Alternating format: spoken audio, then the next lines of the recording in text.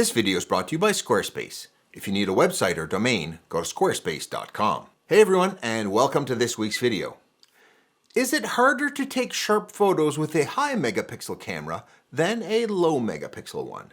Many people think so.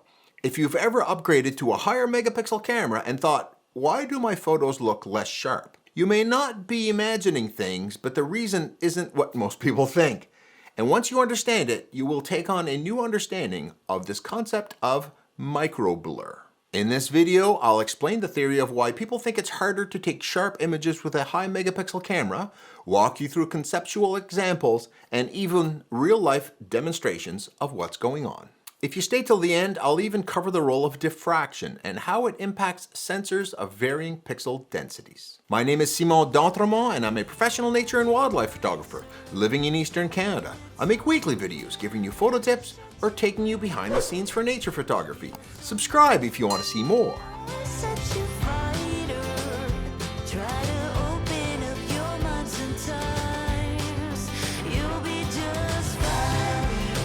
Okay, let's start at the beginning. On photography forums everywhere are often heard comments or posts being made along the lines of, I just got a new high megapixel camera and the photos with it aren't as sharp as my old camera. Then people are told it's because high megapixel cameras and their smaller pixels magnify your errors and movement and have an effect called micro blur. That is, the smaller pixels make taking sharp photos more difficult. But is this true? Let's start with a theory. Note here that we're talking about different megapixel counts of camera sensors of the same size.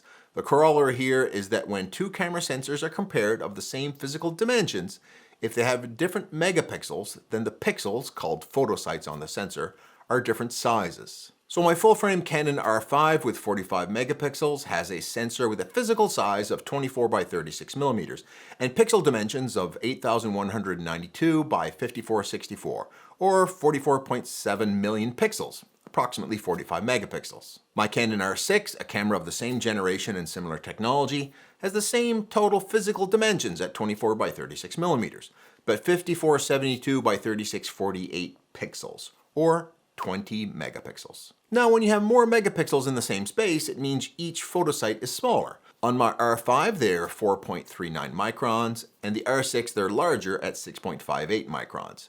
The question of this video is, do the smaller, finer pixels of the R5 make it harder to take sharp photos with? Do they exhibit a phenomenon which people call microblur? This concept is one that with smaller pixels, when there's movement of the image across the pixels, with smaller pixels, it moves across more pixels, leading to a less sharp image. While the shutter is open, if nothing moves, the perfect scenario, each photosite will accurately capture the photons that hit each photosite. But there are limitations. The best your camera can do is capture an average of the light collected in each of its photosites. Take a photo of a dot of print. The sensor can't capture the round edges. It can only average out the amount of signal for each photosite. So here I'll average out the captured signal for each photosite involved. And here if I zoom into this real photo, you'll see that this phenomenon is a rough match. Now what would happen if there was movement while the shutter was open? This is what it would look like in a real photo. So what's going on here? Well, the movement would have the light gathered hit more photosites and get smeared along this path. Some people believe that having this light smeared across more pixels in a high megapixel camera makes the image less sharp. The sensor can only record one value for the whole photosite, so we'll create one tone for each pixel. And the final impact looks like this zoomed up. Let's say this was for the Sony a7S III, a 12 megapixel camera with very large pixels at 8.4 microns. What would the same look like with a 48 megapixel Sony a2 with smaller pixels half the size at 4.2 microns? There would be 4 times as many. The same streak with the same physical size of movement on the sensor will yield the following pattern. So is this better or worse? Clearly it's hard to tell when zoomed up like this, where nothing looks good really. And in the real world, this number of pixels in an image will be this big, so small that it almost makes no difference. So I don't think we can solve this mystery with theory alone. Let's look at some real photos. I've got my Canon R5 at 45 megapixels with smaller photosites and 20 megapixel R6 with its larger pixels. I'm going to photograph the fine print on this notebook at varying shutter speeds from 1/1000th of a second to 1/25th of a second, both with image stabilization on and off. Why do I include both fast and slow shutter speeds? Well, slow shutter speeds are important as that's where movement is more likely to happen. And I include fast shutter speeds as some believe this phenomenon makes small streaks in action photos like wildlife and sports. I'd like to thank the sponsor of this video, Squarespace. Who are they? They're an all-in-one website platform where you can get a website up and running in no time, like I did. If you're a photographer looking to popularize your work, you can set up online galleries and get a website presence that looks really professional. And the best thing is that if you decide later to monetize your work, Squarespace has all the tools needed to do that. Personally, I use it to show off my work and promote my wildlife courses, my tours to Africa, and even sell prints. And you can take payments from all over the world using PayPal to credit cards using Squarespace Payments, which you can set up with just a few clicks. You can even do buy now and pay later with options like Afterpay. And one of the best features is that whatever I design, it looks good on a big monitor, small phone, or a tablet. Everything displays perfectly regardless of the device used, a huge plus. If you're a creative, you need a better online presence for professional credibility than little thumbnails on Instagram. And it's easy using professionally designed templates. Or better yet, use Blueprint AI, Squarespace's AI-enhanced website builder that will customize it to your needs. Go to squarespace.com for a free trial, and when you're ready to launch, go to squarespace.com/Simon for 10% off your first purchase of a website or domain. So what did I learn from my experiment of shooting at various shutter speeds with image stabilization turned off and on? What I did is I passed through all the photos from each camera and assigned a sharpness score, from 1 as the best and 5 as the worst. As you can see from this chart, the results are very similar. The main patterns are the same. Most photos are either sharp or very sharp, with a sprinkling of less than sharp photos that go from bad to really bad in roughly equal proportions. Now let's dive into some close-ups to see what's going on at a macro level. And we'll start off by having a control. 2 sharp images shot at 1/1000th of a second with image stabilization on. I need to zoom in to see any difference, and right off the bat, I notice something important. 1, the low megapixel camera, the R6 on the right, looks very good. But 2, when I look at them both at 100%, the amount of magnification isn't the same on the 2 cameras. The low megapixel R6 is zoomed up less. What's going on here? And this is an important observation. When you zoom into 100% in software, you're mapping 1 image pixel to 1 screen pixel, 1-to-1. The problem is a high megapixel camera has more pixels that need to be stretched more to get to that 1-to-1 ratio. 500 pixels square is this big on the R6, but this big on the R5. So zoomed up to 100%, the R5 is magnified more. Now, if we make the images the same size or field of view, we notice that the R6 loses some of the crispness that it seemed to have. So this leads to an important observation. When zooming into an image at 100%, the extra magnification of the high megapixel R5 makes it look worse. And this is for the most part a false conclusion. People who get a new camera just zoom into 100% and say their camera doesn't look as sharp as my other camera. And at 100% view, it isn't. But that really doesn't matter in real life. We look at images at the size presented by the viewing device and the viewing distance. The per pixel resolution has little value in real life. So that leads to conclusion number 1. The phenomenon of zooming into 100% to look at photos is inherently making the higher megapixel camera look bad by making you look at the pixel level, not the image level, which would be more appropriate. Now, if we compare like for like, that is the same field of view, which is how we should make comparisons, we see an advantage in the high megapixel camera in that there's more detail and less pixelation than its low megapixel equivalent. Now that's the control photo, sharp to sharp.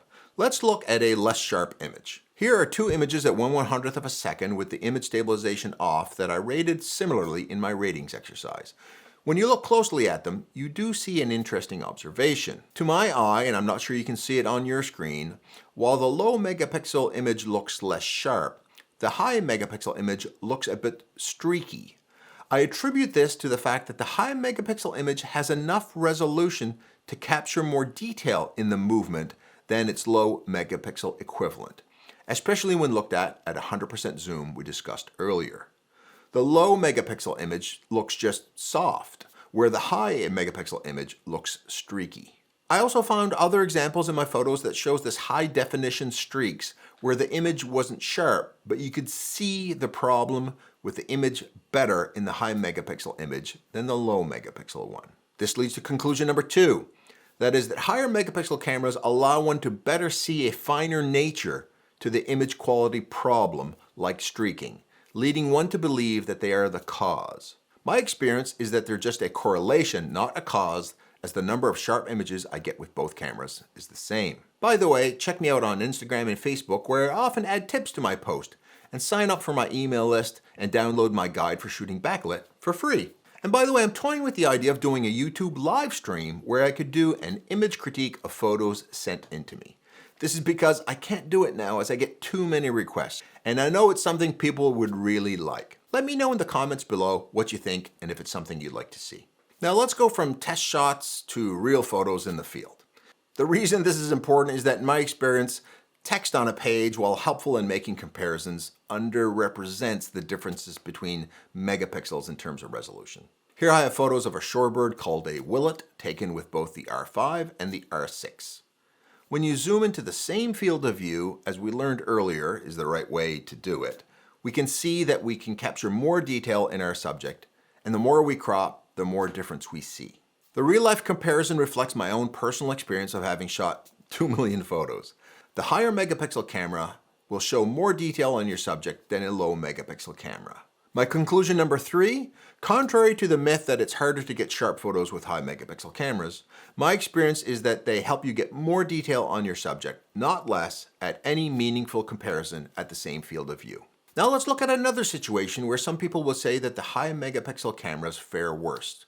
And this is in the discussion of diffraction. When light passes through a small aperture, it spreads out like waves around an island. It forms an interference pattern and a blur called an airy disk.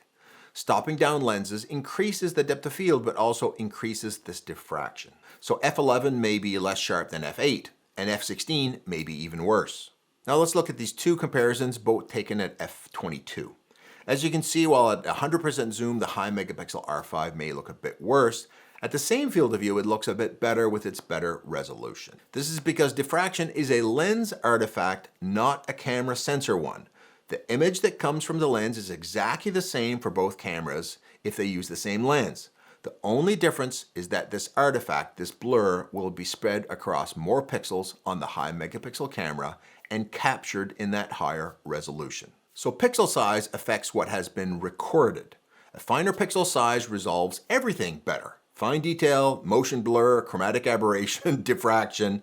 The image is not softer or worse with smaller pixels. It has simply recorded everything, both good and bad, in higher fidelity. If you found this video deserving, give it a like and YouTube will show it to even more people looking to learn more about gear choices, and I hope you can use these tips to go out soon and get your own unique and amazing photos. I know you can do it.